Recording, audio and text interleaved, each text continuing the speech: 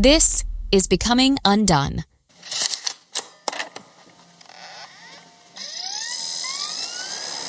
Yeah, that morning I was in a hotel in downtown Chicago, was preparing to spend the whole day with DePaul basketball. So I had taken the train up there, had a great day with coaches on the previous day. That morning I got that text. Type A me is going, "Come on, babe. I'm in Chicago. I'm taking the train home tomorrow. I got stuff to do." Then the more I looked at it, the more I talked to the coach, I'm thinking, I think I need to go home. And so we made the decision to do that and flew home, and it really did turn our world upside down. And then he comes in, the ER doctor, and says, what I thought I saw on that first one, this is what I see. This is what cancer looks like. Once we got to the end of those infusions, we could tell things were not getting better anytime soon. So that's when we began to discuss, is retirement the right thing to do? And the more we talked about that and finally landed on a date being May 30, I said, yes, that's it. I am Roger Lipe, and I am undone.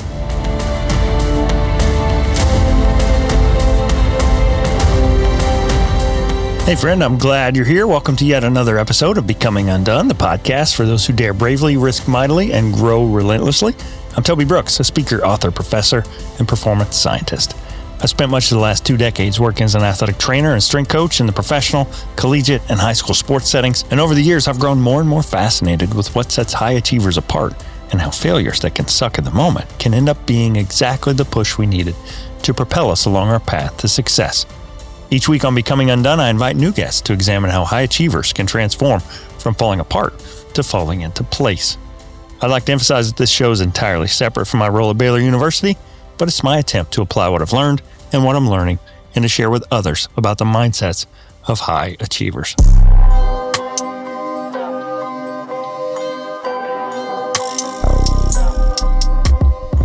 Welcome back to another episode of Becoming UnDone, and today we're talking about what happens when life changes with a single text message and nothing is ever the same again. My guest today is Roger Lipe, the first repeat guest in the history of this show, and it's fitting. Roger was the FCA director at SIU Carbondale when I washed ashore nearly 30 years ago as a mid-semester transfer my junior year with a broken heart and broken dreams. He and a really special group of friends were instrumental in helping me put my life back together, and it was an honor to have Roger aboard for episode 40 of this show. You can check that one out at undonepodcast.com/EP040. When Roger and I first talked in that previous episode, we discussed calling, ministry, and the lifelong work of pouring into coaches and athletes. But since then, Roger's lived through a season that brought everything into sharper focus.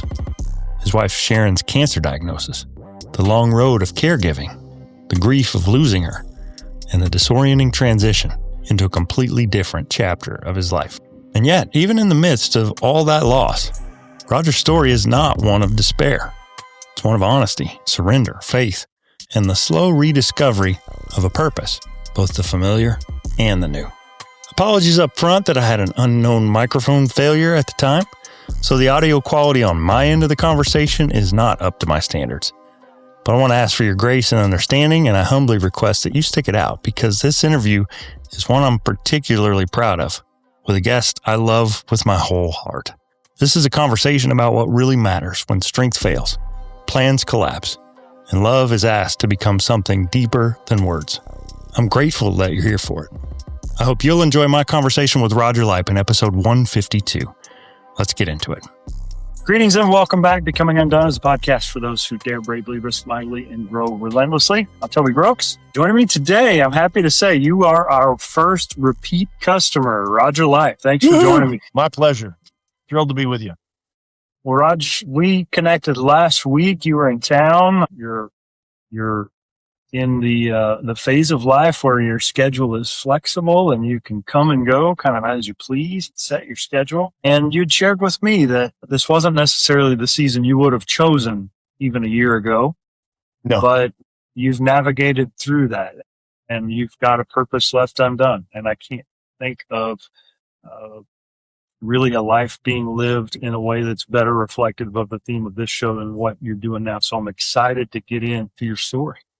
Thanks so much. I appreciate it. And I've got to say, honestly, every single episode of your podcast has been a tremendous encouragement to me in this whole process of rethinking and becoming undone and, okay, what's next and how do we move ahead? Those things have been incredibly informative and sometimes challenging and always encouraging. Yeah. Well, I appreciate that. Your first episode, we really kind of went way back. We talked about your ministry at Southern Illinois University and how instrumental that was for me personally. And at that moment, you had made a big shift to Nations of Coaches. And so for those who haven't heard that episode, Roger Lipe has spent much of his life serving in sports ministry. He's worked alongside athletes, coaches, teams through triumph from, very successful men's basketball comes to mind. Football was certainly very successful, other sports programs at SIU. But since we last talked on the show, you've been navigating a deeply personal season after the loss of your wife of 50 years. So even in the midst of that grief, you've processed, you've emerged, and you have come out on the other side, we'll say.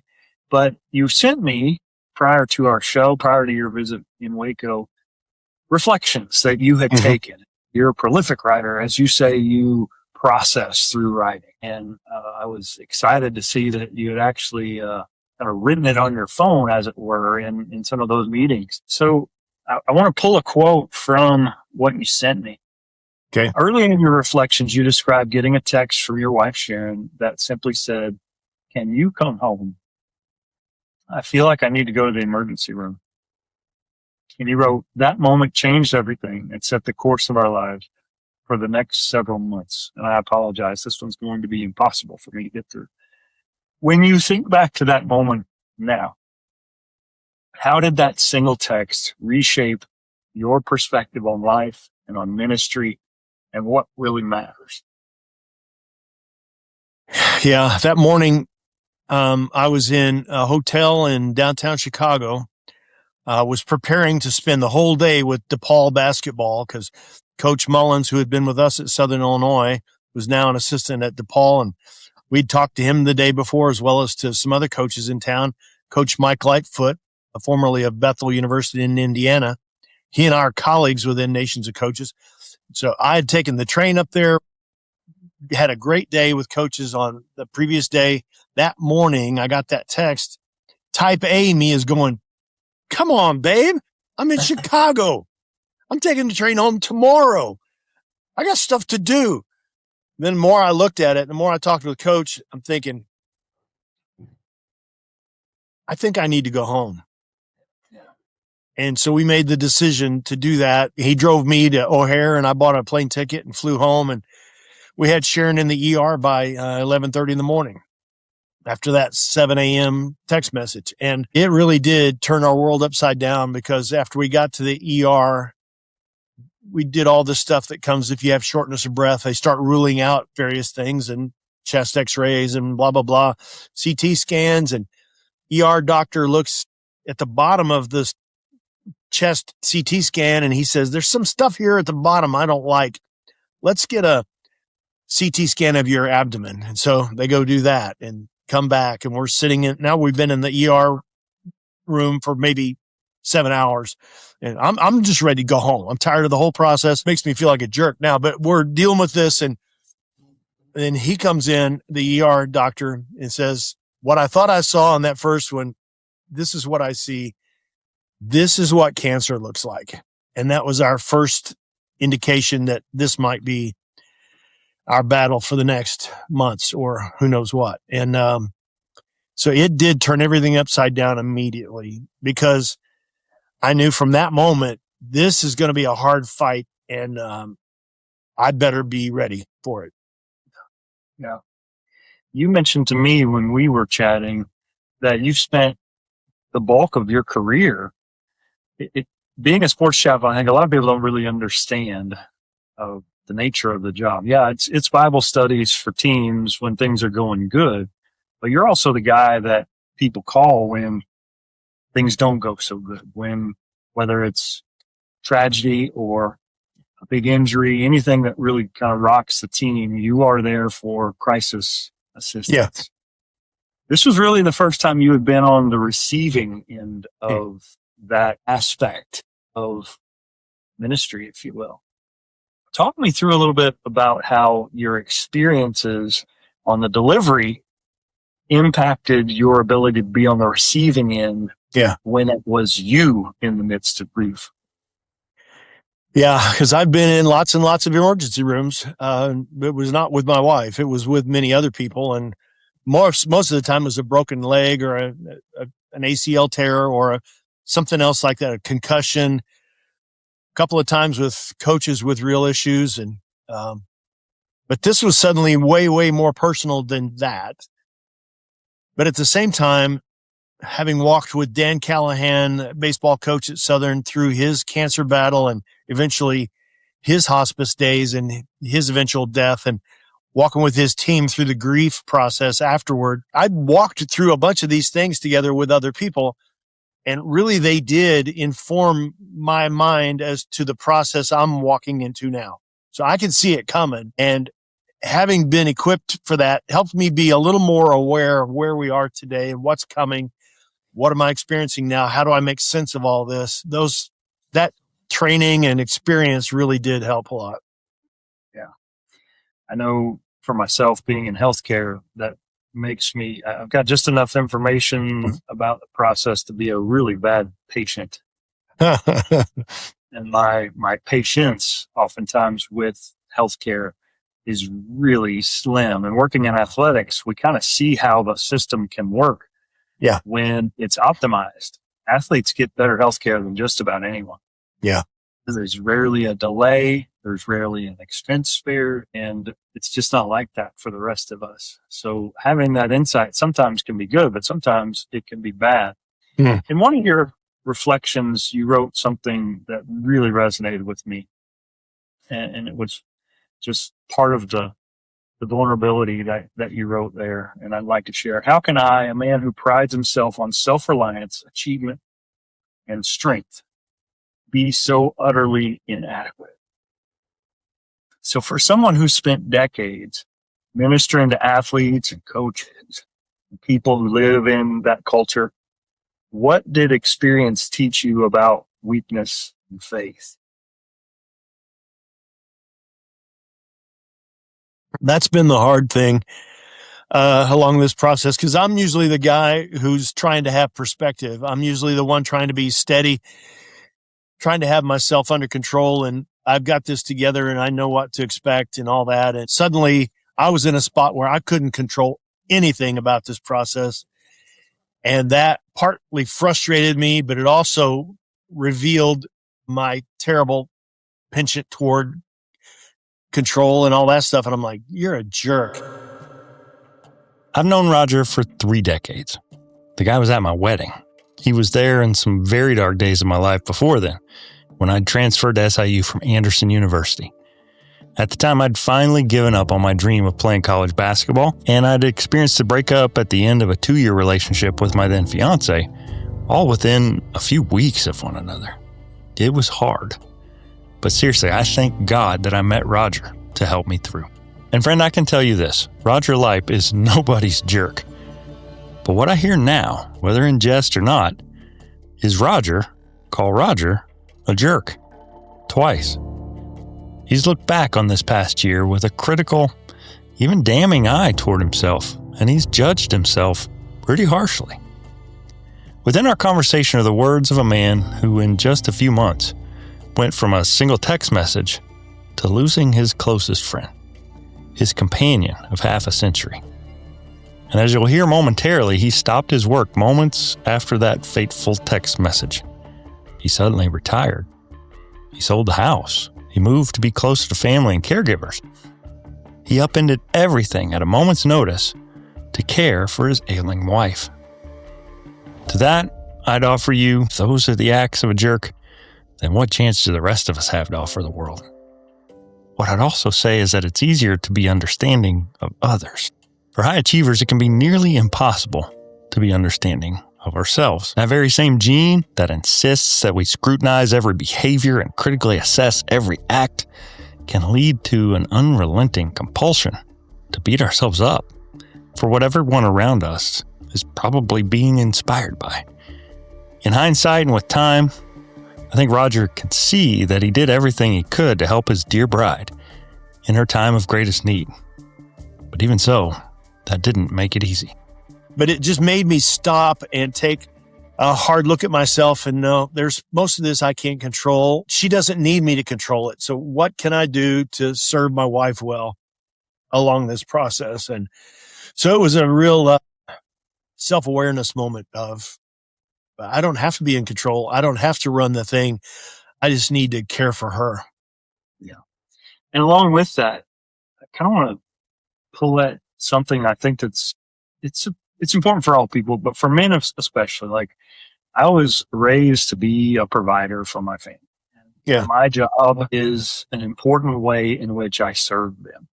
You had just taken a new job, massive career pivot. I mean, yeah, it's still the same amount of work, but you're kind of a new guy and hadn't been there that long.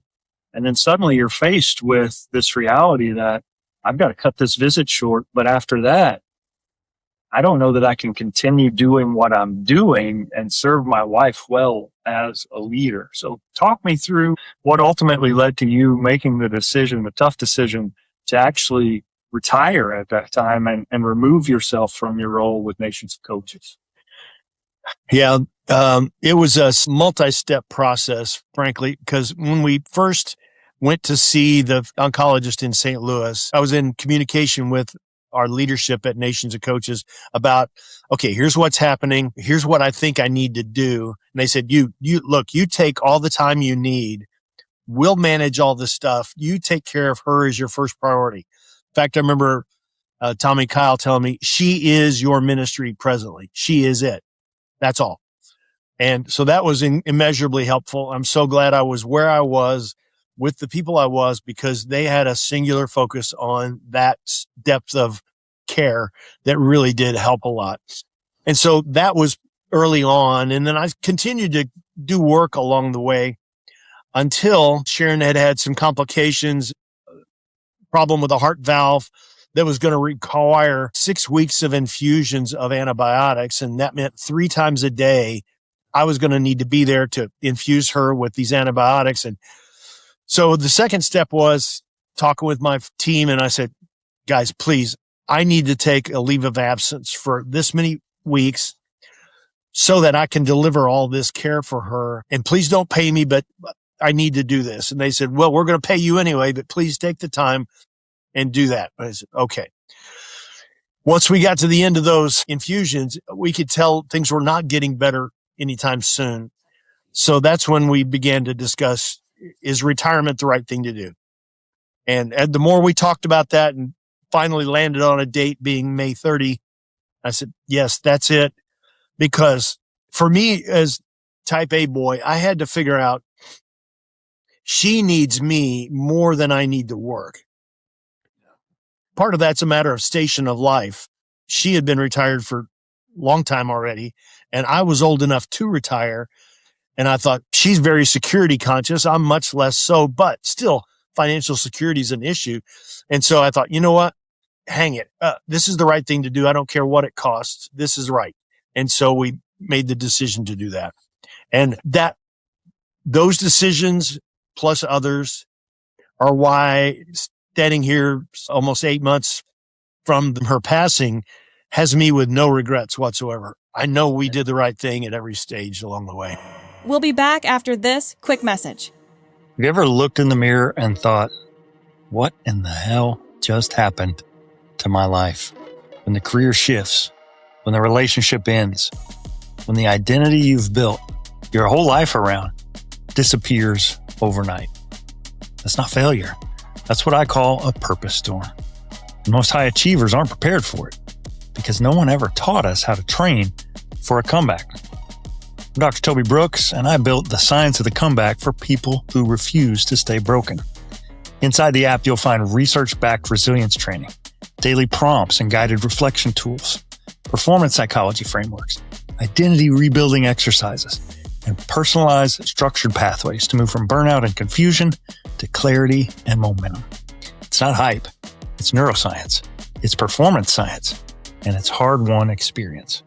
If you're listening to Becoming Undone, I created a special offer just for you. For the next 3 months, you can get full access for just $49 for an entire year, or just $5 a month with no obligation. You can cancel at any time. That's less than the price of a cup of coffee to start rebuilding your life on purpose. Your comeback isn't accidental. It's intentional. Start yours today at scienceofthecomeback.com. Again, in my relationship with other people, I always feel a sense of responsibility that I need to help carry them. I need to be for them what they can't be today or whatever else it is. But in this situation with Sharon, there were so many things I could not do if I wanted to. It's utterly helpless. And to me, that feels like inadequate at the same time. And it's just a bear. It just assaults my soul. And so it stripped away some of that bravado that I normally have, some of that natural arrogance that lets me BS my way through a lot of stuff. I usually lead with my chin and my chest. And here I was just like, I'm just dragging through this thing because it was way beyond my control. And so I had to trust that God was going to carry me through this stuff that I'm just clueless as to how to handle. Yeah. And ultimately it led to two huge transitions, really, if we think about it. You left your position with Nations of Coaches and also moved. You vacated your house of many years, your home of even more years in Carbondale and the SIU community, and moved closer to your son. So talk me through kind of that progression and how you went from a text message on a random weekday to being in a new state in a new home as a widower less than 6 months later. Yeah, we had paid off our home in January. I can't remember if it was before or after the diagnosis, but we were thrilled. We got the mortgage off of us done. That's good. We had thought about someday, maybe if I ever retire, maybe we would move down closer to the kids, because being 75 minutes away is not nearly as good as being 10 or 5 or 15 minutes away. So we'd thought about that in general terms. But suddenly it became reasonable, like in April, to think about it in concrete terms. What if we did this? Where would we go? And so I started looking in earnest, because her capacity to deal with that stuff was just about gone at that point. And so we looked at that moving process. That made sense. I thought this gets her in a position to be better cared for. That's why it's a good move. So getting ready to sell a house and all the stuff that goes along with that. And then as things continued to get worse, even after all those treatments, because during the treatments for the infection, the cancer went untreated. We didn't get chemo, nothing. And so it was metastatic cancer, and it grew rapidly. And toward the end of that leave of absence, we started discussing maybe the right thing for me to do is to retire. So the work can continue without me, and I can continue to care for Sharon in a full-time basis, because that's right. That's another part of responsibility. That's the right thing to do. Let's do it. So that's what we chose to do. And I retired, and we moved on May 30 to a villa in Jackson, Missouri, just 10 minutes from my son's house. That's what made it the right place to be. Right.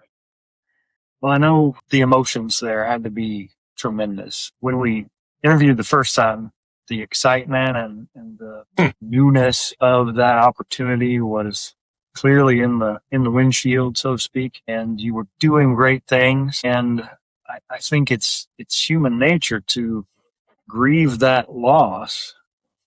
But at the same time, I have to feel like there would almost be a guilt associated with that. Like, I'm supposed to be here for my wife. How can I be selfish in this career thing right now? How did you navigate that transition? Or were you just 100% all in on the caregiving and the processing came later? Yeah, pretty much. I stayed so locked in on taking care of her that occupied all my time and energy and focus. So the loss of work didn't come nearly as starkly as I thought it might. Across the last number of years, probably the last 5 or so, I had started giving away responsibilities to other people for different sports chaplaincy roles at the university and other things. So I'd been kind of taking incremental steps away from things anyway, and had found that it was easier to lay those things down than I expected it might be. So that was less painful than it could have been. Had it been a sharp, like, no, you can't come back anymore, that would have hurt a lot more. But because I didn't burn bridges, because we left well, that was pretty good. But I think you're right that my being able to focus so tightly on care for Sharon, frankly, she needed that. And there just wasn't any more space of mind or time to do anything else. It allowed me that singularity of focus. Yeah. Well, I know this past fall when you came out and spoke at the conference hosted here at Baylor, the emotions were just beneath the surface. Like, you were Very raw, doing great things, but it was still really fresh. And your message to me then, or your answer to me, was, I'm just going to take some time. I'm still grieving. I'm not going to jump into anything. And that's exactly what you did. And before we get into what that undone is, talk me through that space, going from losing your wife literally a week after your anniversary to intentionally taking time to reset and to recalibrate. Yeah. Again, having been around a lot of grief over a lot of years, having grown up in a very big extended family. I mean, I grew up in funeral homes. That's where we saw our cousins and all that. So that process was not foreign to me, but the depth of this was certainly foreign to me. But still, having buried my dad 3 years ago and my wife's dad 2 years ago and others like that, you're going, so it's lived in grief a lot. And frankly, I've seen it done badly enough where people either pretend it's not happening, they shield themselves from it, or they deny it, or they rush right back into the things they were doing, and they haven't taken any time to really deal with the loss. I wasn't going to let myself do that. I wanted to take enough time to process the stuff, to walk through the ugliness of it and deal with it. And stoic German boy to deal with all the really weeping days and just being kind of really undone on her birthday and some other significant moments through the fall and the winter. I was going to feel that as deeply as I could because I knew it was part of what it takes to heal. So much wisdom in that. I think a temptation would be to throw yourself fully into something else to take your mind off of it. But there's wisdom and there's healing in allowing those emotions to kind of settle on you. And I know when you were here, like you said, being the strong man and all those things, we don't love the fact that we're emotional, but it's human. It's part of who we are. The upheaval and the turmoil in the Lipe's lives at this point was tremendous. Roger had just departed a position he'd held for decades as a director of the Southern Illinois FCA for a role with nations of coaches. Then suddenly, just a short while later, Sharon gets a cancer diagnosis, and he takes a leave of absence and ultimately retires. Then the house is sold. Then they move out of state, leaving the community, the university, their church family, and the lives they'd built in Carbondale. In moments like these, it can be absolutely overwhelming. Some turn to drugs and alcohol to cope. Others, unhealthy relationships. For Roger, he turned to something he'd long enjoyed as a means of processing his emotions. He wrote. And through that writing, he was able to sort through the sometimes overwhelming flood of emotions that came with this tumultuous season of life. I processed a lot of the stuff I was dealing with in my phone in reflections as the process was going along. Just trying to make sense of what am I experiencing here and how do am I normal or am I a freak? It doesn't really matter. I need to express this somehow. And then I went back and wrote the narrative after Sharon had passed. But through just plain old gut level, I'm just going to tell you, I feel terribly inadequate today because I can't control this stuff. I'm going to go ahead and say it rather than pretend that it's not true. Nah, just be real. That helped me tremendously to process grief all along the way. That helped me on the back end. I think I was farther down the track by having done that all along the way than if I had just waited and been run over by it at the end. Yeah.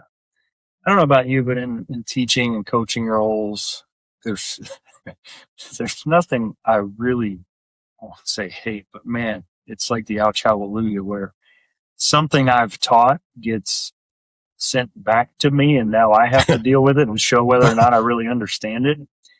And I've talked a lot on this show about identity and about how for athletes, oftentimes if you ask a Division I athlete to describe themselves in 2 or 3 words, it's not uncommon to hear, "Oh, I'm a softball player," or "I'm an athlete." I mean, that's common. And in sports ministry and in life, really, we try to kind of coach that out of people. Like, you're more than just your sport. You're more than your performance. You're more than 15 points a game and 5 rebounds. And particularly in ministry, who you are in Christ matters most. Within the span of less than half a year, you were stripped of your career and your position as a husband. And those are 2 big definitions that we would use. Talk me through the identity piece of this. And when you lost Sharon, what that meant to navigate that space of being retired and widowed as opposed to new job and husband in 50 years. Yeah. I mean, I was one of those guys for years talking with players about, no, you're more than this. This thing doesn't define you. What you do doesn't, and all that. But I genuinely believed it and embraced it all along the way and had to really deal with myself in those things because I could feel it on game days. When we won, you know what? I felt really stinking good. When we lost, I felt personally responsible. And it's painful. I hated every minute of it. But I had to keep looking at myself in the mirror and dealing with that tendency. Slowly over time, I was able to cook most of that out of me to where I rested more and more of my identity in, yes, I love what I do. Yes, I love the relationships I have. Yes, but none of those things ultimately define me. My life in Christ defines me most permanently, most satisfactorily, without change, without, people say, can you find yourself in the Bible? And for me, it's when Jesus is baptized in Mark chapter 1, he hears the Lord, a voice from heaven saying, "This is my beloved Son in whom I am well pleased." Well, that's what I can hear God saying about me. That every morning I start that day that way. I start being well pleasing to him, not because of performance. I just got up. There's nothing done, but who I am as a person, I start that way. And now I get to choose all day behaviors, attitudes, speech that's either pleasing or displeasing to him. I get to choose. This right here is so powerful. It's so life-changing, really. The notion that, as Henry Ford once said, whether you believe you can or you believe you can't, you're right. But with an even deeper spiritual connotation. It's a lesson I've had to learn more than once in my life. When I was at Liberty University as a head football athletic trainer, every day we'd begin our coaching staff meetings with prayer and Bible study. When I arrived on campus, the staff was going through a book called Tired of Trying to Measure Up by Jeff Van Vondren. Highly recommend. Subtitle, Getting Free from the Demands, Expectations, and Intimidation of Well-Meaning People. Then we went through a book called The Rest of the Gospel, When the Partial Gospel Has Worn You Out. All the while, we were also doing an inductive Bible study in Romans 7 and 8. Now, I tell you all that not to overwhelm you with details, but through the process and through the study, I came across this idea that who I think I am influences me more than I could even dream of. For years, I'd been taught that I was, past tense, and am, present tense, a sinner who as a believer had been saved by God's grace. The idea here is that you will screw up inevitably. And when you do, God will forgive you. But you're still at your core a sinner. You're flawed. You're broken. And what I wasn't really ready for in that time, and what rocked me, was this idea that was supported in Scripture. In Ephesians 1, Paul writes, "Paul, an apostle of Christ Jesus, by the will of God, to the saints who are in Ephesus and are faithful in Christ Jesus." Not to the sinners of Ephesus, not to the awful human beings, not to the filthy pagans, to the saints.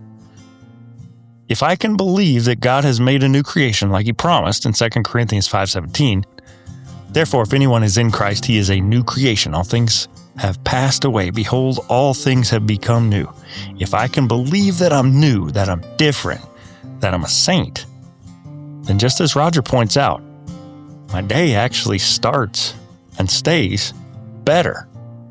Whether you think you are or you think you're not, you're probably right. Now, that doesn't mean that I'm flawless. That doesn't mean that I won't screw up. But for Roger, that got him free from the idea of identity in career, or even identity in relationship, and it helped protect him from the self-inflicted wounds of someone who would struggle for purpose after his world had been so mightily rocked.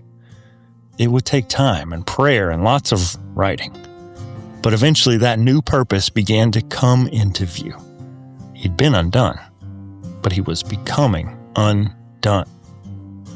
But it's always based on a static line of, I am always pleasing to him because of who Christ is in me. That's a big deal.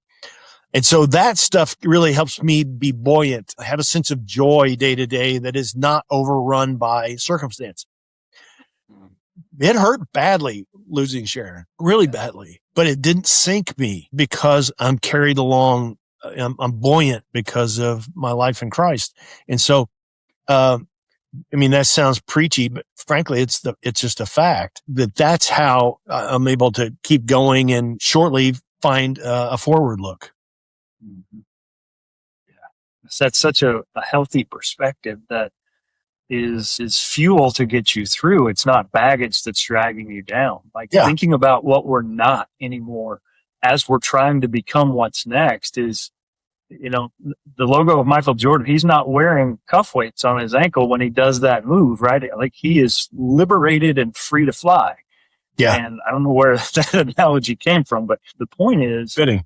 A lot of times our mental space can be baggage and it's unnecessary weight that we weren't meant to carry. And I love the fact that you were able to rest in that identity in that time.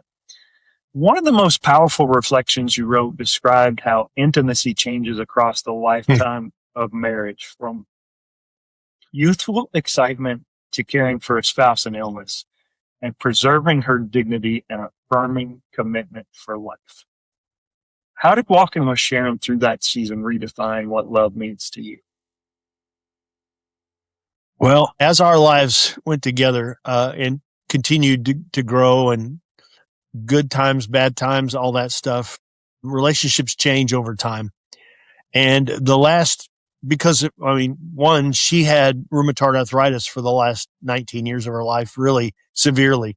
So life was painful for Sharon. I wake up, I feel great every day. She woke up in pain every day. And so that changed a number of things about our relationship. And thankfully, I think looking at it now in retrospect, my relationship with her, my love for her became, I think, purer late, because there was no more, hey, I'll do this for you if you'll do that for me.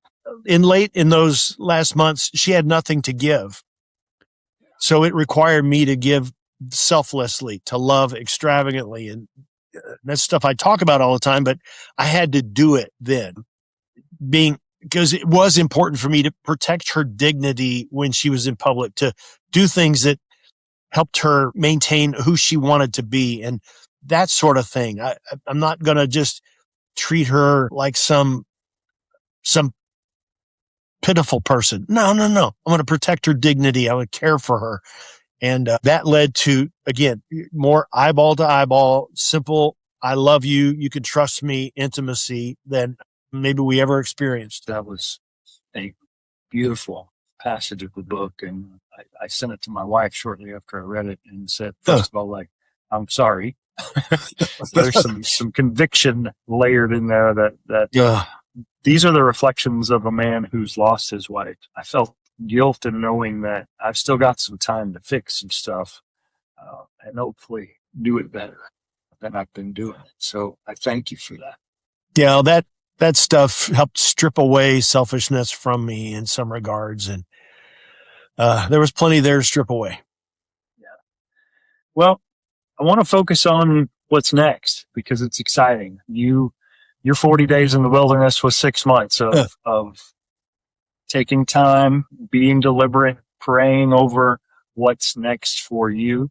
I know you're right in the middle of this launch and this reveal of your next season of life. And that's to come alongside those who are coming alongside athletes and those that are physically active, sports persons, we call them. So tell us a little bit about what's next, what's left undone at this stage. Being at that fourth Global Congress on Sport and Christianity at Baylor back in late August, early September was really helpful because that kind of launched my period of reflection and, okay, where are we going? Lots of assessment and trying to listen and pay attention to what's happening. And I also stacked up other travel to see friends in college football and friends in pro football and friends from having worked with me in FCA years past and a bunch of other things like that kind of started to put some dominoes in line, if you would, where I could see things are beginning to line up a little bit here. Went out to British Columbia and worked with an athletic department and their sports chaplains, and that was rich. And some other things like that started to line up, and I'm going, maybe this is what I should do. Rather than work for someone else, maybe I could just make myself available to leaders in sport and leaders in sports ministries. Because, Toby, what I'm seeing is happening is there is a terrible brain drain going on now as baby boomers like me retire and exit organizations. Often the history of the organization goes with them. The values that built it go with them. A lot of the other factors that are part of how they shaped the organization are gone. And those old knotheads travel off to the villages or wherever and play pickleball every day, but they're not available for that staff meeting when they say, hey, let's ask. He's not there anymore. You can't ask that guy. And somehow they're just like off the map in a sense because nobody calls them. And so it's this brain drain. Hopefully I can fill the gap for some folks where they say, could we sit and talk with an old guy and think some of this stuff through? I'd love to be that guy. I won't tell you what to do, but I'll help you think about it and help you arrive at a good answer. So I'm looking at doing some training, some coaching, and some mentoring with leaders in sport or sports ministry, because that's what I've worked in for 31 years. And I'm great at long-term relationships and really short-term projects. And so if we fit in that kind of profile together, I'd love to be of service to people and can't wait to do it. And trying to prepare things to be able to make myself available just for that. Yeah. So if folks are interested, hopefully if they're listening right now, maybe some things are forthcoming, but if you're listening to this a week or a month down the road, where can I send them? Where can they find out more information about what you have to offer? This website is going to be crazy complicated. It's rogerlipe.com. ROGERLIPE.com. And there'll be a email address, roger@rogerlipe.com is going to be really complex, but that's how I'd love to have folks engage me. They'll be able to see what we're doing, how we'd like to serve you, and then how we put it together. You'll be able to find kind of groups we've worked with in the past, and can't wait. I think we'll make a bunch of resources available, and mostly I want it to be a landing spot. People can come see, okay, that's what I want. And then let's look to connect. Well, Roger, I can't thank you enough. I know Miss Sharon is beloved and missed. SIU honored her with decals on helmets this year and a number of other things. So yeah, she's definitely missed. But I'm so thankful for you and your heart and your service. I'm just terribly sorry that you had to go through this, but I know the world's a better place because of the work that you're doing. So thanks again for coming on the show. You're kind. I was so proud of Saluki football for putting the SL sticker on their helmet for the whole season. And during the SIH Saluki's Blackout Cancer Day, they did a nice tribute to Sharon during halftime. And all of that was so honoring to her because of her depth of 19 years of investment in young men's lives and their families. And she mommed so many of those guys and would wag her finger at him. You better get to class or I'm going to call your mother. And she was just what they needed. In many cases was a surrogate mom. And we made a pretty doggone good team working together in that environment. So many lives changed between the two of you for sure. I am Roger Lipe, and I am undone.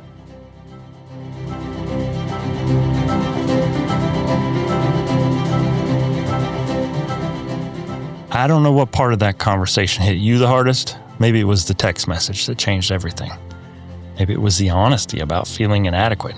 Maybe it was the picture of love, not as convenience or comfort, but showing up over and over when there's nothing left to gain. But here's what I keep coming back to in my conversation with my friend and mentor, Roger Lipe. The most powerful moments in life aren't always the victories that we celebrate. Sometimes they're the quiet decisions nobody sees. The decision to stay. The decision to serve. The decision to let go. The decision to keep going. And Roger's story is full of those moments. I'm thankful to Roger for dropping in and hope you enjoyed our conversation. For more info on today's episode, be sure to check it out on the web. Simply go to undonepodcast.com/EP152 to see the notes, links, and images related to today's guest, Roger Lipe. Some quick updates about the show. We are currently tied for the best ranking in both education and self-improvement categories in show history. We're sitting at number 4 right now in the world, around the globe. Number 4. Super stoked about that. At the same time, across all categories, we're at number 124 in Apple's top 200. If you want to follow along and see our progress for yourself, you can now go to undonepodcast.com/rankings and cheer me on. Last month, we had more than 12,000 listens, and to date, this blew me away. We've been heard in a staggering 3,146 cities around the globe, all from this borrowed room in Martin Hall in Waco, Texas. But I'm not done yet. If you'd be so kind as to share the show with a friend, leave a comment or a review, that would be most sincerely appreciated. Before we wrap, I want to introduce something new I'll be doing each episode moving forward. I'm calling it the Teal of the Week. If you've listened in to my multi-part Larry Johnson series, you heard my deep love for teal. It's not just a 90s staple. To me, it's become a bit of a trademark. It's my signature color. And if you're watching the video, you'll notice that not only is my new studio space brimming with teal, I'm almost always wearing teal. And that's not an accident.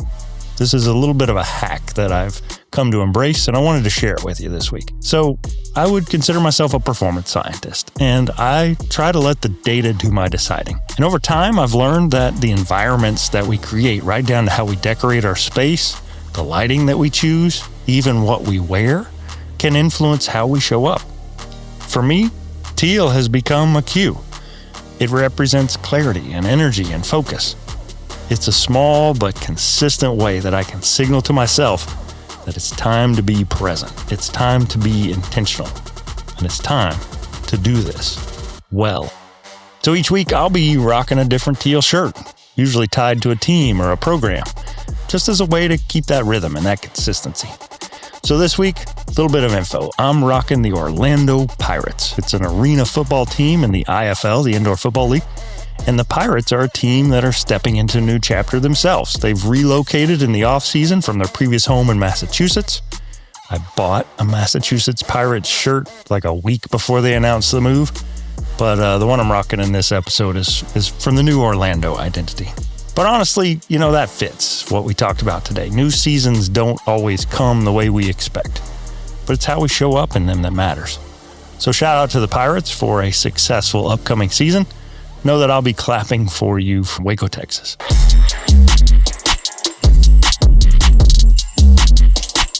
Coming up on the show, I've got former Baylor Bear and author of the book The Leftovers, Baylor, Betrayal, and Beyond. He's now head basketball coach at Midway High School in Waco, Matt Saman.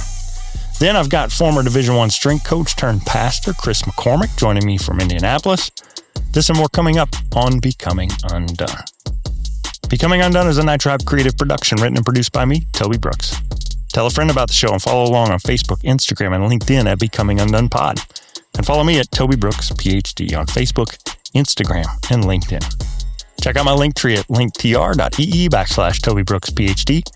Listen, subscribe, and leave me a review at Apple Podcasts, Spotify, iHeartRadio, or wherever you get your podcasts. Till next time, friend, keep getting better.